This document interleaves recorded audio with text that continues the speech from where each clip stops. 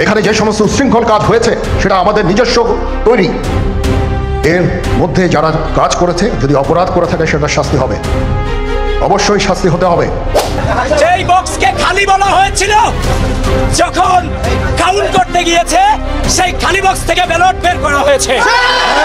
প্রত্যেকটা আগত শিক্ষার্থী হাতে ধরিয়ে দিয়েছিল এবং ইন্টারেস্টিং পার্টি সেটা উল্টাপিটের মধ্যে সহসভাপতি আবু সাদিক, সাধারণ সম্পাদক এস এম ফরহাদ, সহসাধারণ সম্পাদক Mohiuddin Khan. So that is the list. বুঝাই যায় যে এখানে একটা গুপ্ত প্যানেল ফাংশন করছে এবং এই প্যানেলটা বেসিক্যালি এখানে শিবির সমর্থিত প্যানেল হিসেবে আমরা ধরে নিতে পারি। ঢাকা বিশ্ববিদ্যালয় অন্তর্বর্তীকালীন সরকারের সময় প্রথম ডাকসু নির্বাচনে গভীর ষড়যন্ত্র চালিয়েছে ছাত্র শিবির বলে মন্তব্য করেছে জাতীয় নাগরিক পার্টির মুখ্য সমন্বয়ক উমামা ফাতেমা।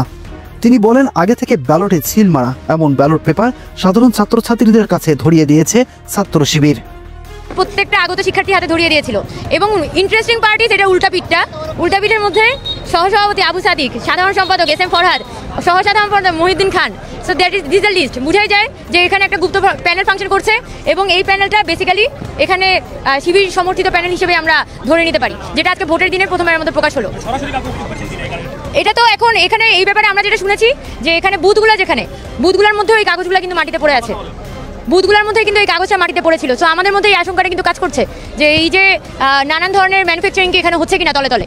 আবার যারা আগত শিক্ষার্থীরা আছে তাদের কাছে কিন্তু এভাবে হাতে হাতে লিফলেট দেওয়ার কথা না, এবং যারা প্রকাশ্য লিখছে তাদেরটা আমি বাদ দিলাম, কিন্তু এখানে যারা নানান রকমের ছলচাতুরি করে লিস্ট ধরিয়ে দিচ্ছে তাদের ব্যাপারে অবশ্যই আমি সন্দেহ। এছাড়াও উমামা ফাতেমা ইতিমধ্যে তার ফেসবুক পোস্টে জানিয়েছে, 5 আগস্টের পর একটি নির্লজ্জ ভোট উপহার দিল এই সরকার।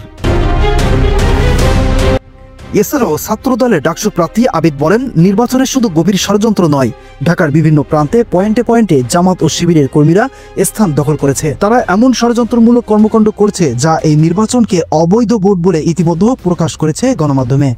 আমরা ইতিমধ্যেই দেখতে পাচ্ছি নীলক্ষেত, কাটাবন, চাংখারপুল চারদিক থেকে দেশব্যাপী জামাত শিবিরের নেতাকর্মীরা সংঘবদ্ধভাবে অবস্থান নিয়েছে।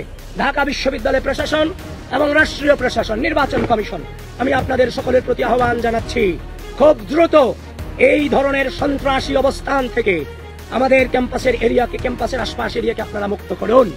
এই ধরনের যোদ্ধাংদেহী অবস্থান কোনোভাবেই আমরা অভ্যুত্থান পরবর্তী সময়ে আশা করিনি এবং সেটা রাখিওনি। যেই বক্সকে খালি বলা হয়েছিল, যখন কাউন্ট করতে গিয়েছে সেই খালি বক্স থেকে ব্যালট বের করা হয়েছে। সুতরাং এই নির্বাচন পরিপূর্ণভাবে হাসিনার ফ্যাসিস্টের নির্বাচনকেও ছাড়িয়ে গিয়েছে। এই নির্বাচন পরিপূর্ণভাবে কারচুপির নির্বাচনে রূপান্তরিত হচ্ছে। এছাড়া ইতিমধ্যে অনেকেই ডাকসুর এই নির্বাচন সম্পর্কে ফেসবুক পোস্টে জানিয়েছে, বিএনপির যেই সকল চাঁদাবাজরা চাঁদা নিতে ব্যস্ত, ঠিক তার উল্টো দিকে পাকিস্তানপন্থী জামাত শিবির ব্যস্ত কিভাবে মেটিকুলাস ডিজাইনের ধারায় বাংলাদেশকে পাকিস্তান করা যায়। আর সেটারই একটি বড় প্রমাণ নিল ডাকসু নির্বাচনের এই ফলাফল।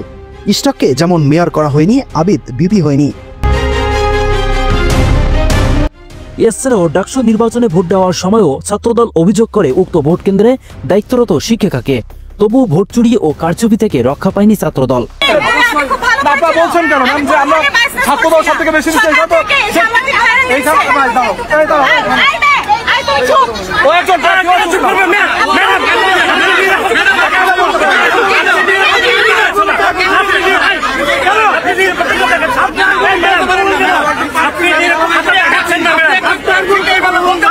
ভোট গণনার সময় শিবির কর্মী ভোট কেন্দ্রের মধ্যে অবস্থান করলেও ছাত্রদল ছিল গেটের বাইরে। লাল স্বাধীনতায় এ যেন এক নতুন অধ্যায়ের সূচনা।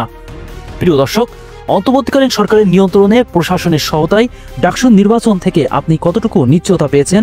আসন্ন সংসদ নির্বাচনে ভোট চুরি ও কারচুপি কেমন হতে পারে?